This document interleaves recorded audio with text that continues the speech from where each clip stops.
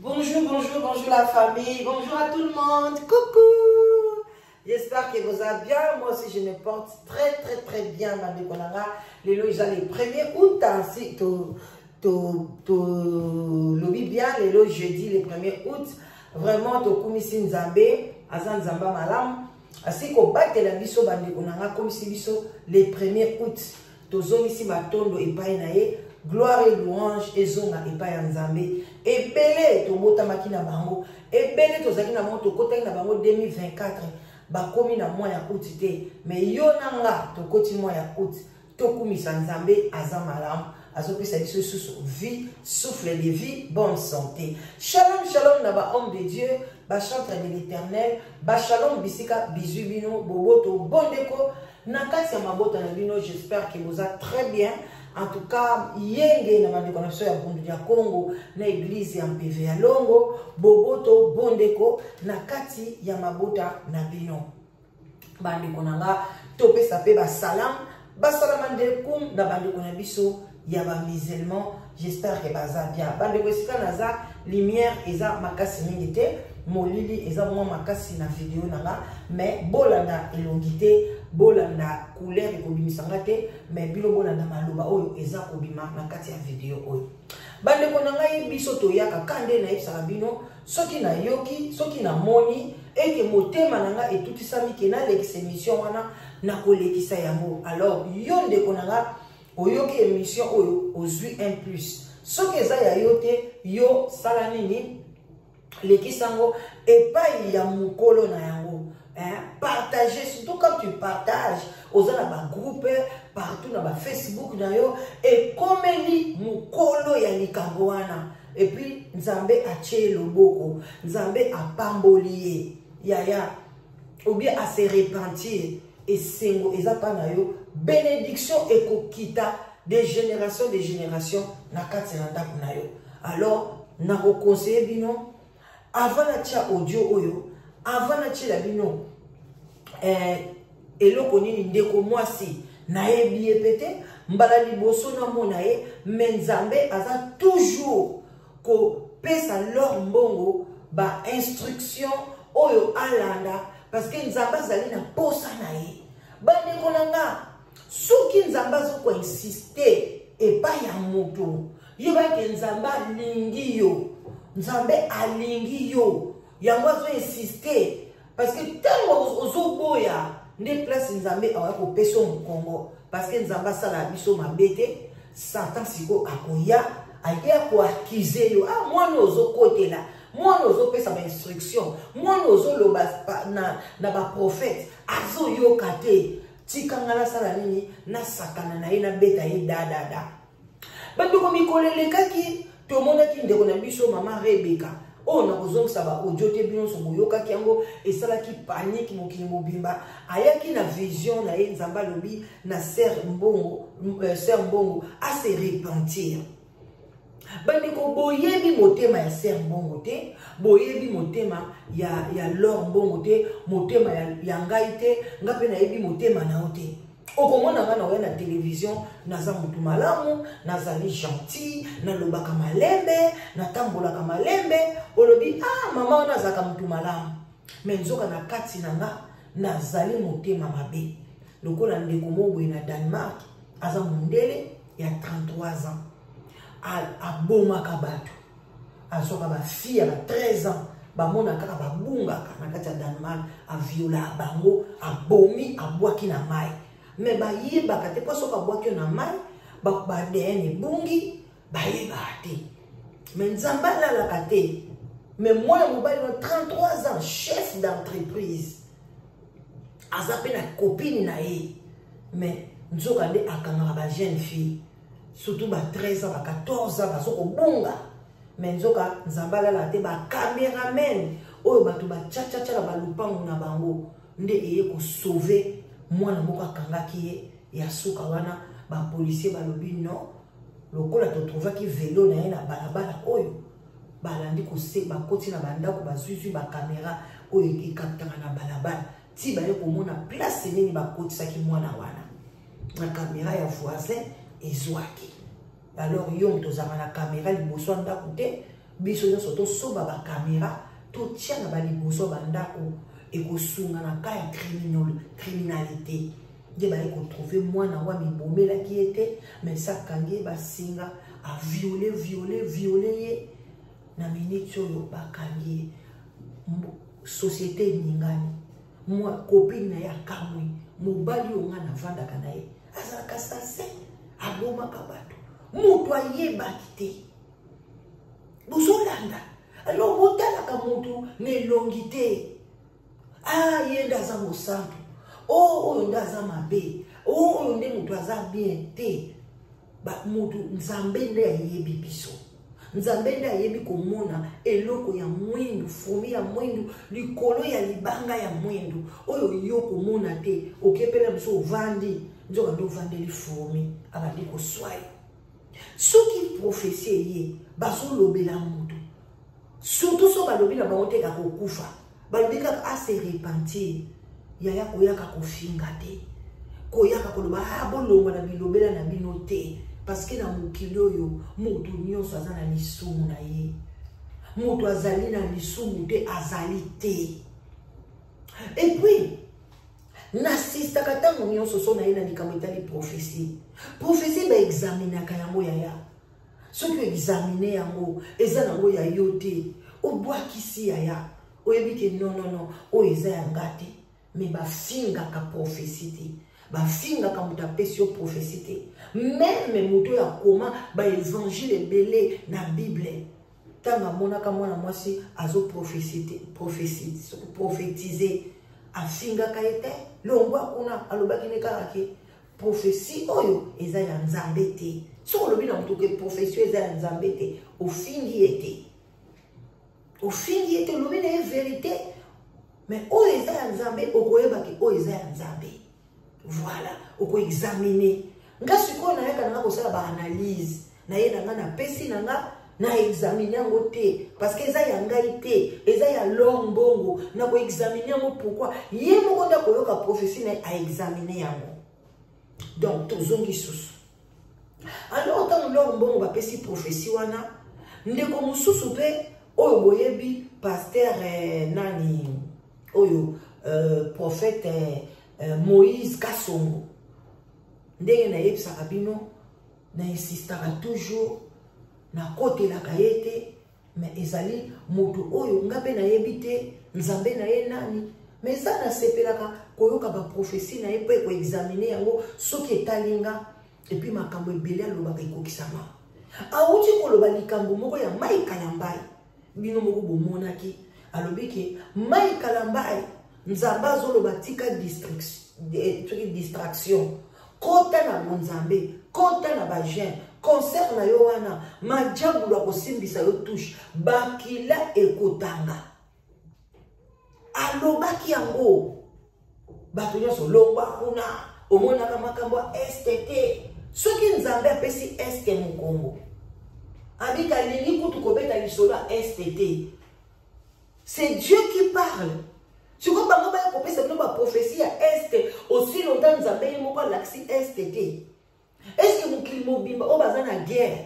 Et ça, à Est, nous avons la bonté, nous avons la mission au monde entier. Après, on peut s'appeler, tant que nous avons Est, mais nous avons le Bélané, tant que nous sommes Liban, après le Bélané, tant que nous sommes Afrique du Sud. Tous les égoïstes étaient. Botika katan ya nzambe mukolo nzamba kolobela este nde mukolo na pe solution komi iye moko ayebi donc bo pesa katan na temps alors bande ko ngai tango mama Rebeka lobaki prophétie wana en tout cas na kolinga na loba mo ke place wana premier jour mama Rebeka pesa ki prophétie alobaki ke leur mbongo tala ndenge okoyaka na tension. Vous comprenez? Et ça déjà signe où ils ont la kisake nzambe a frappé yo alobaki bongo talandenge okoyaka na tension. Alors tant usuko batuba boyango et puis batuba ki ko influencer ye nga influenceuse moko parmi batu o ba influencer ki ye abenga kinga azaka na côté ba États-Unis. Abi biso pena to benga kiye, to ebisi il faut répondre. Cette fois-ci, il faut loba, c'est accès. Boyena boyebe, ba yebi lo mbongo physiquement, ba yebi spirituellement te, ba yebi katina été. Leur mbongo a été poussé par les gens. Ce n'était pas d'elle-même. Aye koloba, ya bela na tension te, abela tension ka une fois, tant ba parler ni na ye, d'avance ndenge zawana, bino bato bozolo makamba tension, bana na bino tu ba ko bela tension, bana na bino, bandeko, ayeti na ko modure, bana ya mama prophétesse, na ya prophète wana, kasongo, et puis ça qui passe, prophète kasu mama wana prophétesse, azongaki. Alors, soki eza ainsi dit l'Éternel te, Nzambe akopini nga, Nzambe akokokisa yango. Mais soki Nzambe mutatindi nga lombongo, ozoloba na nga boye, Nzambe akoyeba. Pona Nzambe azoloba na nga kaka, na yebisa yo, o se repentir.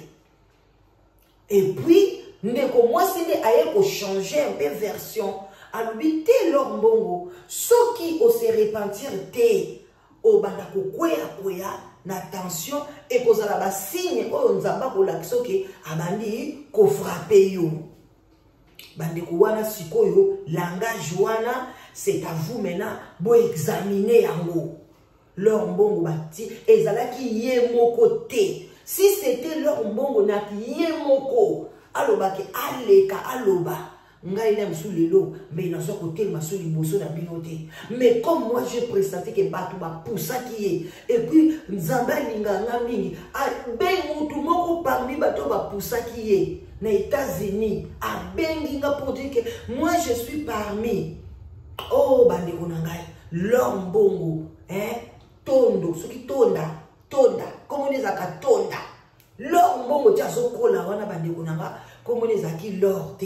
Lors des comme les acquis tonda, babenga kaye tonda, tonda elaxi merci, tout tonde l'équateur Zambia bungu.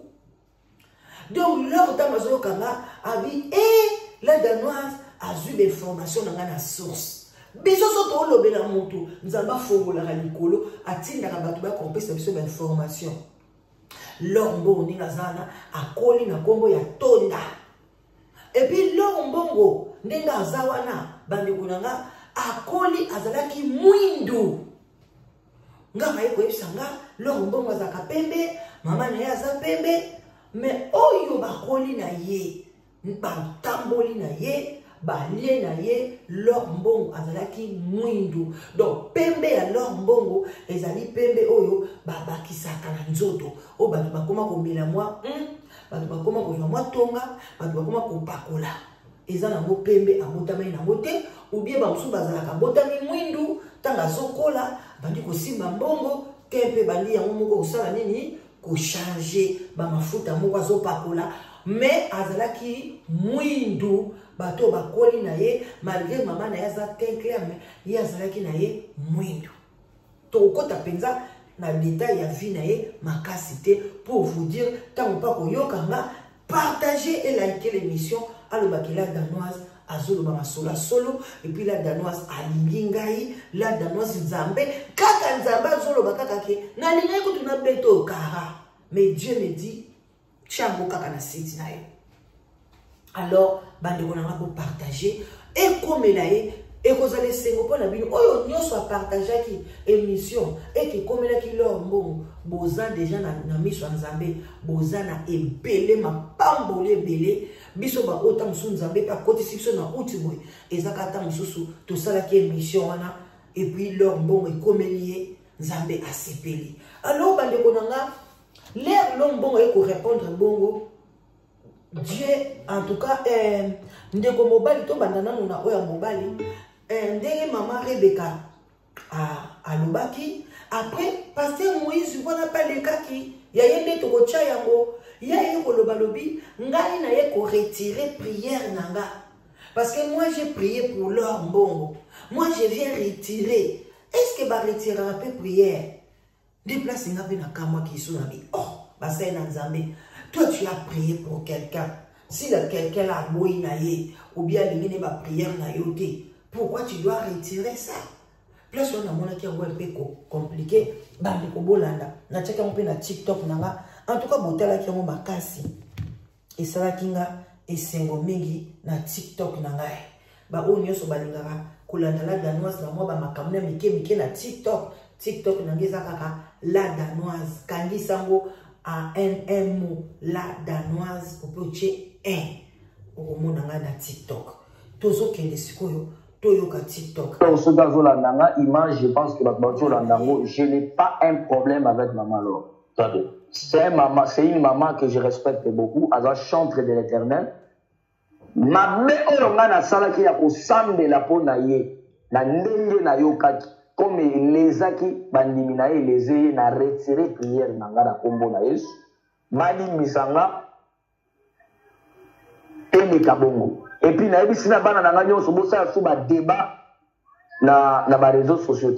OK. Bosa sou ba débat te botika biloko. Malgré na fota na distraction te. Maman lo azana tana e o pe satana biso mutuna mutu azana tana e. Niveau nzamba zo memelanga na okota sou na distraction. Ça fait beaucoup de temps que Marie Missambo Akenda personnellement voilà. Quand la question, on a été battu à Marie Missam. Et ça, juste pour vous dire que, en tout cas, pasteur a salé là qui, pour la main à Polo, a salé là qui moussoni. Comme Laure Mbongo, à l'Obaï Malobamo, qui très touchante. Tout ça, peut analyse à Malobawana. Na yeli ya wote ya mbomoui na kocha ya wote. Yango, pasteur a salé là qui moussoni. Alors, ngai na made ko prier pour na makamuna nga mususu. Mais l'air nous na moni, les cambouana na prié pour naïe, na retiré prière. En tout cas, bande bino tout beaucoup jugé. Alors to longo na to kei sikoyo, pas ya maman prophétesse oyo, Nzambe a lobelié après avoir leur bon à répondre. De Nzambe a lobi na maman prophétesse oyo, kende ko pesa ye réponse. Biso ko ça qui analyse. Ngana saki analyse ndenga na bi Laure Mbongo oye ko répondre boye pona nini nezaki pona nini osali yango ngana sololaki na proche na yo alobi te la danoise a ko répondre na été a kokota na ba prière mais nani a poussé yo nzoka ba poussaki ba kroni mama mususu oya solana na bango ba camarade na ye misusu ba télémélier pour répondre bango, répondre bango, tanga répondre bango. Nzambe pati qui était à quelque susciter maman oyo. Maman yongana bino na yebi ete. Bolo batike maman oyo aye ko lukali yebani. Non, eza problème na bino te. Tout lingate mabe comme la Laure. Laure c'est notre sœur. Moi je l'aime. Na lingi mabe moko comme la été. Bouti kalié à se repentir. Bouti kalié à se repentir. Ceux qui nous ambassent aussi dans à se repentir. Beaucoup takate. Repentance c'est un loco nécessaire. Jean-Baptiste a kotambola un bouton nyoso. Repentez-vous. Nenga na saka bino ngape na soya na kati ya babda na bino. Na soya koloba bino bola musa conscience. Bola musa conscience. Bola musa conscience na bino. Conscience c'est ça le la montre oya tangwa kala otie manivelle soko moni bandi kolala yaka kola musa yango kola musa conscience na ndako na yo na bana na yo na bonzambe na tout zala forte bandi konanga to ya kandika mwasi alobi nini na kotika penza loba commentaire na kotia mingi te aloba to yokaye tali entre 0h et 0h50, mes bien-aimés, parce que vous savez que la vision, c'est souvent très rapide. Ça prend paf, et puis le Seigneur te montre ce qu'il a besoin que tu puisses voir, et puis ça se termine là. Mais bien-aimés, quand la vision était finie, j'avais regardé l'heure. Il était 0h50 minutes, mes bien-aimés. L'histoire que je vous dis ici, le Seigneur m'avait amené quelque part. La place où j'étais, c'est comme si c'était en Afrique, mes bien-aimés, parce qu'il y avait la forêt tout autour. Et j'ai vu notre sœur Laure Mbongo, elle avait en haut une chemisette, un haut de femme, un haut mais qui avait les courtes manches, un haut rouge. Je n'avais pas fait attention à ce qu'elle portait en bas. Vous voulez connaître la valeur de votre voiture ? simplement et rapidement en ligne sur vendezvotrevoiture.com. Je n'avais pas fait attention, mais j'ai remarqué qu'elle avait un haut rouge. Mais bien aimé, dans la vision directement, le Seigneur a commencé à parler à travers moi pour demander à la sœur pourquoi tu avais fait, tu es allé faire une vidéo dans le mensonge, sachant que ce que tu disais, ce n'était pas vrai. Pourquoi tu veux plaire aux hommes au lieu de plaire à Dieu, ton Dieu, l'éternel? L'éternel, ton Dieu, c'est lui qui t'a créé, c'est lui qui t'a façonné, c'est lui qui t'a donné le don de chanter, c'est lui qui t'a donné ce don de chanter. Le Seigneur n'avait pas aimé ce que tu avais parlé. Le Seigneur n'avait pas aimé ce que tu avais dit. Le Seigneur n'avait pas aimé ce que tu avais fait. Et le Seigneur, tu avais parlé des choses qui n'ont pas plu à l'Éternel. Comment tu peux combattre l'Éternel Dieu? Tu peux combattre l'Éternel Dieu. Pourquoi tu combats ton Père? Mais bien aimé, cette vision, cette révélation, la sœur Normongo sait que ce qu'elle est en train de faire, le Seigneur l'a déjà averti aussi. Bien aimé, quand vous voyez le Seigneur venir nous parler, c'est parce que le Seigneur l'a déjà averti aussi. Donc, ndeko mwasi alobi nzambe alaksaki vision azul le banali lormo pour nani no ko répondre makambo ya lokuta pour nani no zo répondre makambo ya lokuta tanzo pe lormo ngo sa komane pe na ba tension to yeba te mutu moka ko sa teke mutu moka yebi maladi na ngate tanzo ku mobile na ngapa yebi maladi no nga na zo bela te. Botika kokote la batu, il t'a tous à la mbongo, abela la tension te. Bon, son tension la tension des frères au panza sango. Et comme il bah tout le monde se passe sur bah tout le monde qui tourne à Miami, à Betty les soloté. Donc pour la sœur, nous en bas l'obine qui leur mbongo réponse nae et ya qui kokosa. Et ça réponse à l'okuta déjà nzambe yemoko asi alobelaye makambo oyo basali na nzambe bayebisi toyoka. Et comme elle ne veut pas écouter, c'est pour cela que le Seigneur passe par d'autres personnes pour que si la sœur peut changer de comportement et qu'elle puisse aller au-devant de l'Éternel. Quand tu vois le Seigneur plusieurs fois te parler, c'est parce qu'il t'aime. C'est parce qu'il t'aime. C'est parce qu'il t'aime. Et nous aussi, nous t'aimons. Tu es une Africaine comme moi. Tu es une Africaine comme moi. Tu chantais très bien. On aimait ta façon de faire les choses. Et c'est pour cela, quand le Seigneur m'a donné cette vision, cette révélation-là, il faut que je t'explique. La vision était tellement rapide, bien aimé. La vision est tellement réelle. Quand le Seigneur vous amène dans une vision, vous voyez cela réel. Et quand le Seigneur a dit à notre sœur que la sœur doit aller demander pardon, elle a changé complètement. Elle a pris une autre direction. Une autre direction. Le Seigneur t'avait donné une mission d'aller faire la repentance de ta vie, d'examiner ta vie, de faire la repentance pour retourner entre les mains de ton Dieu parce que le Seigneur t'aime. Et là, tu as ajouté une autre fois, une deuxième mission que le Seigneur te dit en ce moment-là, tu dois aller demander pardon. Maintenant, tu dois faire la repentance pour ta vie. Et deuxième chose, tu dois aller demander pardon à l'Éternel, ton Dieu, parce que tu as offensé l'Éternel. Tu as offensé ton Dieu. Tu as offensé ton Dieu en disant ce que le Seigneur a donné à ses prophètes de venir t'avertir. Tu as bafoué cela. Tu t'es énervé. Tu as commencé à te fâcher et ça n'a pas été bon. Ce n'est pas bon. Ce n'est pas bon du tout. Ce n'est pas bon du tout. Donc, tu dois demander pardon à Dieu et tu dois demander pardon à tes frères et à tes sœurs. Tu dois... Ça, ce n'est pas quelque chose que c'est apprendre. Ce n'est pas à laisser, c'est apprendre. Le Seigneur donne cela comme obligation. C'est obligatoire. C'est obligatoire. C'est obligatoire.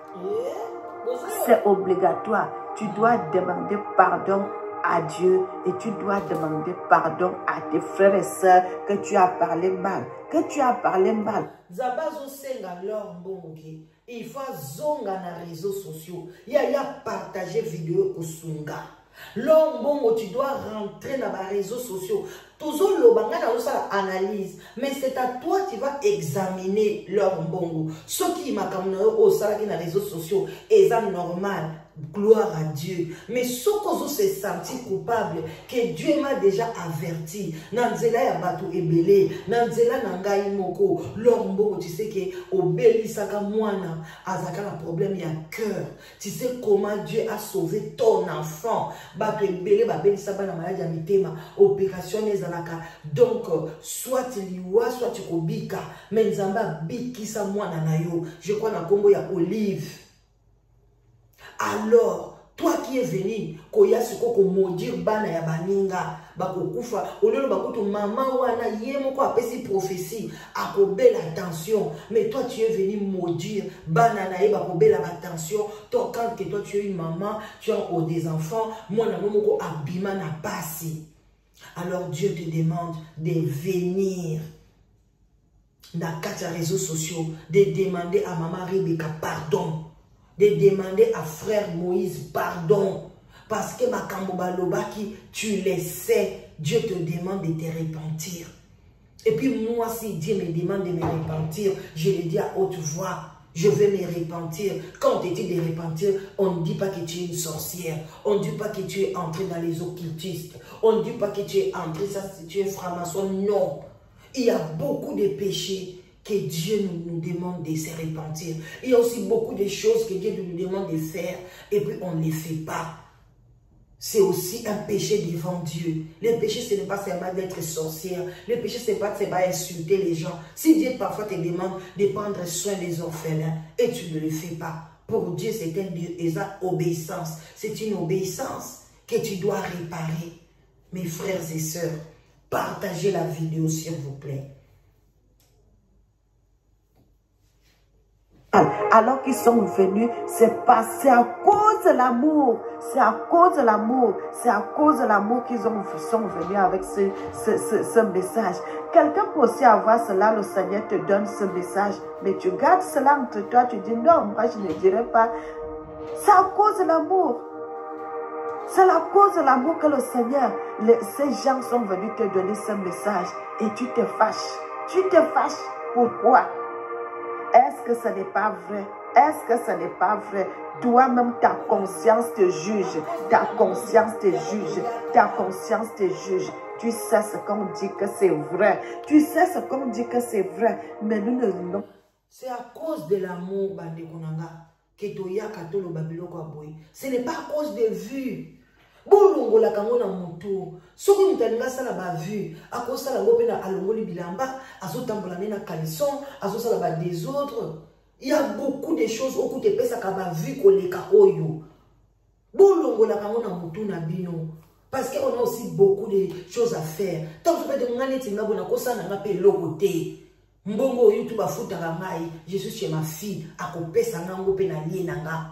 Mais si je viens devant vous pour nzamba telemisanga na la musabino conscience o lingolinga te na mama leki na ko okotala na pe ko la musa conscience. Donc yo mutu ba pesa ba prophétie ya ko se repentir au mona ka okaka bakangi ngando kité tout na nzambe ozo lo bananga nini na so se reprocher de rien la kisanga na se repentir na nini.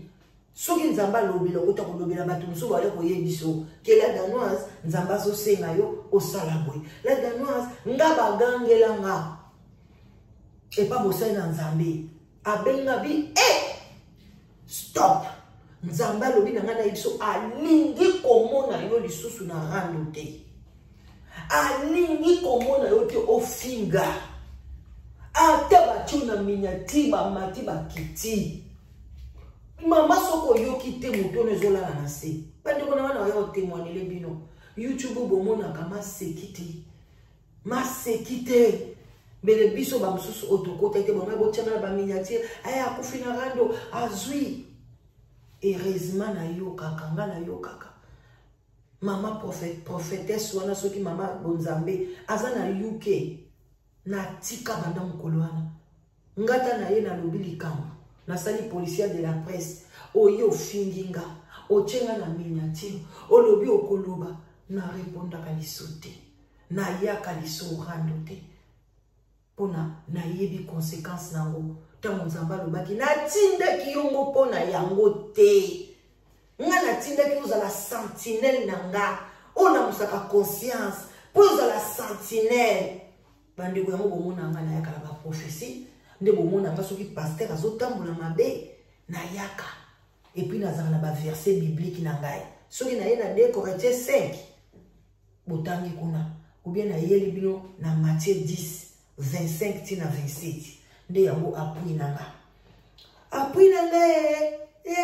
bandeko alobaki mo ebele mais tozoyoka na biso bo partager toza na moi totika na moi voilà moi 10 minutes. Donc partir dans les détails. Ce que moi je suis venu avec aujourd'hui, c'est ainsi dit l'Éternel, le Dieu de l'humanité. Dieu n'est pas seulement le Dieu de Mélanie, Dieu est le Dieu de toute l'humanité. Tout le monde entier sont ses enfants. Quand le Seigneur fait chaque fois, c'est parce qu'il t'aime. Le Seigneur t'aime, le Seigneur t'aime, le Seigneur t'aime. Dans le livre de l'autre, bien-aimé, je vais commencer à lire la Bible dans le livre de Ésaïe 61. Après, nous allons aller dans un autre passage. Nous allons dans le livre d'Ésaïe 61. Le livre d'Ésaïe. Envoyez de l'argent facilement avec Metly, avec la garantie de sécurité d'Apple Pay et Google Pay. Obtenez l'application Metly. Est-ce que tu savais que tu peux gagner ta vie? Voilà, bandekunanga. Tosukiwana, Oetikali. J'espère qu'ils en ont. Avec une compétence que tu as déjà. Cette compétence, c'est l'écriture. Aujourd'hui, moi, j'écris des... Voilà. Ésaïe 61, à partir du verset 1. La Bible dit, l'Esprit du Seigneur l'Éternel est sur moi, car l'Éternel m'a oint pour porter de bonnes nouvelles aux malheureux. Il m'a envoyé pour guérir ceux qui ont le cœur brisé, pour proclamer aux captifs la liberté et aux prisonniers la délivrance. Nous allons aller après dans le livre de Psaume 51. Dans le livre de Psaume 51, la Bible dit, lorsque Nathan le prophète vint à lui, après que David fut allé vers Beth-Sheba, ô Dieu, aie pitié de moi dans ta bonté, selon ta grande miséricorde, efface mes transgressions, lave-moi complètement de mon péché et purifie-moi de mon péché. Lave-moi complètement de mon iniquité et purifie-moi de mon péché, car je reconnais mes transgressions et mon péché est constamment devant moi. Mes frères et sœurs, nous ne sommes pas là pour jeter les pierres à notre sœur. Parce qu'on a déjà parlé, Aujourd'hui, là, nous venons avec un message que ma sœur, le Seigneur te dit, fais la repentance sincère. Deuxième chose, va, demande pardon à Dieu. Et tu demandes pardon à tes frères et à tes sœurs. Tu dois faire ça. Première chose, Kenzamba Zosenga, Lombongo, de faire une repentance sincère. Deuxième chose, Ayako Senga, Bandeko Nae Oyo, a bébisi mitema na bango. A Senga bango, puis il va faire ça na ndengeya public. Voilà. Publiquement. Le Seigneur dit c'est une obligation. C'est une obligation, c'est obligatoire. Comme tu étais venu avec tu as fait les vidéos, que tu as fait du le mensonge dedans, sachant que ce n'était pas vrai, ce que tu avais dit, viens faire une vidéo pour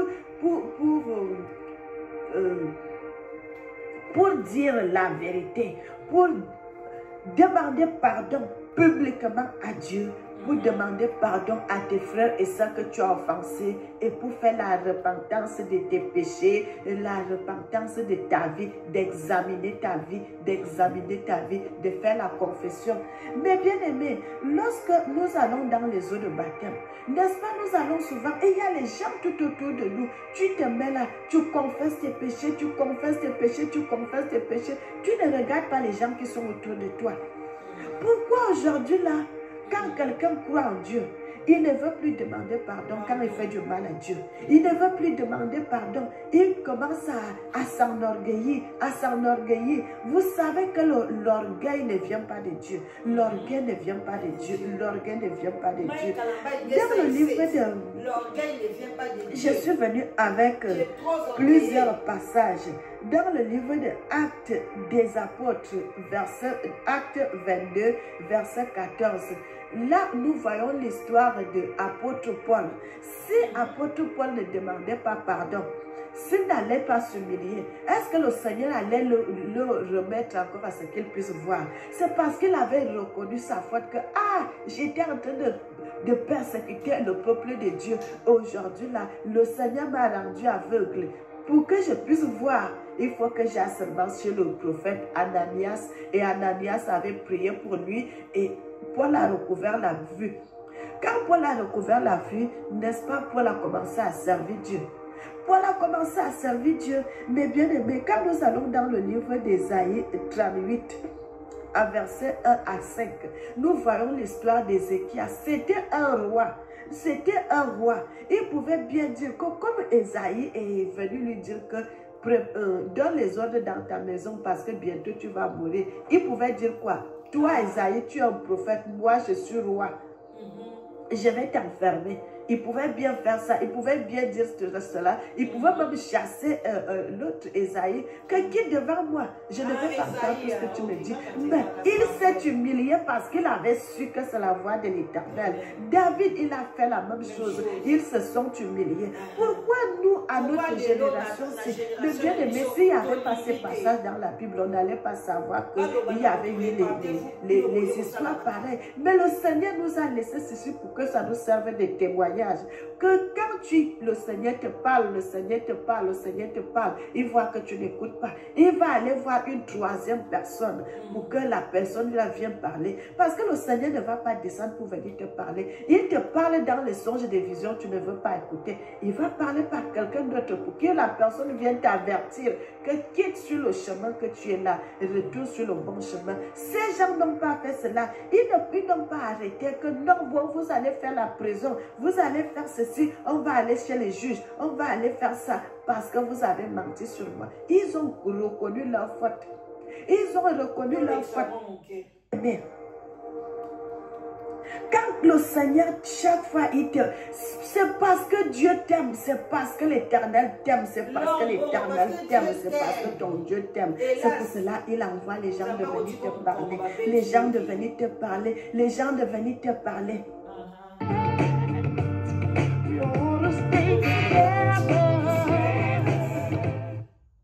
Curious how you can make guess.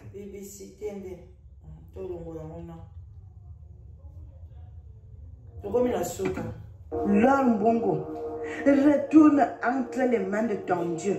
Va demander pardon à Dieu.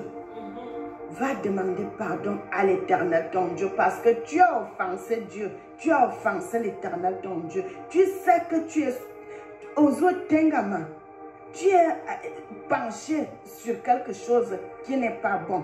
Mais le Seigneur envoie ses serviteurs de venir te parler. N'écoute pas ce que les gens vont te dire à ton âme et conscience. Qu'est-ce que ta conscience te dit? Qu'est-ce que ta conscience te dit? Tu sais pourquoi on a vu vidéo na tiamo? Parce que là on a fait une vidéo. Il y a bon, moi je crois qu'ils ont volonté na yoté. Parce que ndenge nga na solo la ki na yo à travers boye.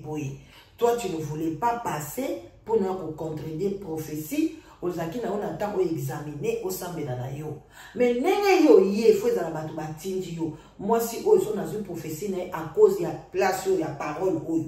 tango ya lobi ke eza yote batude batinda ki opona kosala video wana o ya kokosa makambo ye kokosa wana et puis ya ko maudire bana ya bato yaka ko se repentir ne place na bi oh video na oyo ngana lobaki na ndenge pe ba bengi nga parmi bato oyo bapusaki ye. Dieu est bon. Atini mutu oyo parmi bato bapusaki ye aya ko benga nga expliquer nga. Bien, je n'ai pas parlé à la femme, mais j'ai dit dans mon cœur, ah, donc cette femme aussi est parmi Batoyo, poussé, et la femme parlait aussi, habité, moi, Batou, à Koliboye, à Saliboye, à Koliboye, à Koliboye, oh. Mais, tant ou tant, nous avons pas pexé, kaka, à Zonga Mouindou, Boyeba. Boyeba, te. Si vous bateau, bayebi lombo, na kimukolo, ba okansasa mouta pembe. Nous sommes kande, aza mouta Mouindou. Nga penza balobi nga question na peyele nga bi mami lo mbongo azaka pembe habité lo mbongo aza mwindu ame abandi pe choko lelo te nga bi voilà donc o bayebi après balobi aza muta pembe bandonga na suki tozo suka parce que là il y a déjà un esprit d'orgueil qui s'est installé en toi qui ne veut pas que tu puisses te repentir. Mais moi je te dis, ma soeur, nous t'aimons, nous sommes des Africaines. Quand tu vois une soeur africaine qui est comme toi, qui est en erreur, vas-y, dis à ta soeur, tu es en erreur. Tu es en erreur, retourne sur le bon chemin. Ce que nous sommes en train de... Mais erreur, on peut pas dire, on peut pas dire, on peut pas dire, ma profession, on peut pas dire, on peut pas dire, l'homme bon côté. C'est ça le problème. Si on peut pas dire, il fallait qu'on ait en cachette. Il fallait qu'on ait en cachette. Hé, Congolais. Et te dire aujourd'hui là, nous ne voulons pas que le mal t'arrive. Nous ne te voulons pas du mal, nous te voulons du bien. Quand tu vas retourner entre les mains de ton Dieu, tu vas continuer à chanter et chanter en vérité. Parce que tu sais ma soeur, tu sais très bien ce qui se passe. Mais moi, je ne suis pas là pour te jeter encore la pierre. Je suis là seulement pour te dire, le Seigneur te dit, de te repentir sincèrement, de venir demander pardon à l'Éternel ton Dieu et demander pardon au peuple de Dieu que tu as offensé avec les paroles blessantes. Ce n'est pas bien. Que le nom de l'Éternel soit béni, que le nom de l'Éternel soit béni, que le nom de l'Éternel soit béni. Voilà. En tout cas, j'espère que vous en plus. Bandeko soki yope ozana cadre wana ki bazo ebisayo maman se repentir papa se repentir en tout cas ozotia tembe eza malamu te ko se repentir eza vraiment loko moko ya bien o eza ke ekobimisayo na makambo ebele alors bandeko nanga boti kala malamu ba commentaire na bino eza bienvenu mais na kosenga bofinga ka basai na nzambe te biso langa mama la dona satana yaka awa na olobela bostralino na yaka kofinga ete na yaka kolobake bostralino tika moyibi mami tika boy orgueil aza très orgueilleuse sala boy soki to yaka mpona to lingi bango basai na nzambe bazé belé ba wale sa ba prophétie koyaki soki to lingi to ya to ya pe to lobby mais soki to ye to lobby surtout là dans soka lobby cela veut dire que nga moko pe na moni ke prophétie wana ezokende ndenge balobeli yango biso pe to abatu nzambe pe a utilizaka boti kala balamba ndeko nanga nalingi bino live together ezali ndeko nanga ozoluka mwasi ozoluka mobali ete yango oyo bandeko mibali yaka celiba eza mabe kozala yo moko opesaka ba maladie ba souci na ba fete okomaka kotala tala basi ya bato kosenga mwasi moko boyaka to bina eza kitoko te eza na respecté papa surtout soso leki ba 45 ans alors maman la danoise aso aider boya ebele obengi ngai na 0044 74 38 03 16 23 okozwa ngai donc 0044 74 38 03 16 23. Benganga oya tout ça la relation ya bien ozwa mwasi ya malamu mobali ya malamu. Donc boya bino nyonso o bozana Europe ba diaspora bozana Amérique Canada en tout cas boya nazana mobali ya 28 ans azoluka pena mwasi azana besoin abala. Alors yo mwana 23 ans ozana mwana 24 ans ozana mwana 25 ans mama yaka tango bakozwa fiançailles mobali asalaka déjà okoma na 30 ans okoma na 31 ans tango bakobala na esengo koya aza na France. Alors vraiment place nyonso ozali na Europe Canada oza na âge à 23 ans oza na âge à 24 ans oza na âge à 25 ans benga mama la danoise naza na mwana ya mobali ya bien ya respect. En tout cas ba mama to sunga bolinga te bana bino bakibala ba Guinéen bana bino bakili surtout bino na France kuna ba Guinéen ba West Africain biso kuna na Londres ba Ghanaiens ba Nigeria tango bakokoma bakoko mwana okotika mwana na sama bila ko souffrir tous bana tuki mwana lingi mundele abala pe mundele ya pays o bozali soka za na Angleterre abali anglais azana Belgique na bali Belge azana France mais soki mwana na yo ekobala ba bikola ba africain oyo mususu ya papa wana ba kandenge bino bozotonga bandako na Congo ke bokonovana na ki pension yo siko tata oyo kevana na Congo na pension yo kanti mwasi na yo ya burundaise akokende kutu na Congo bakobeta mwasi wana ozomona deja bolinga bino kokufa siko yo mama otiki mwana nakebala ba Guinéen akekobala ba Camerounais akekobala bikolo wana yeba ki mwana na yo na ba ajoutant biso to kokoma boy akolela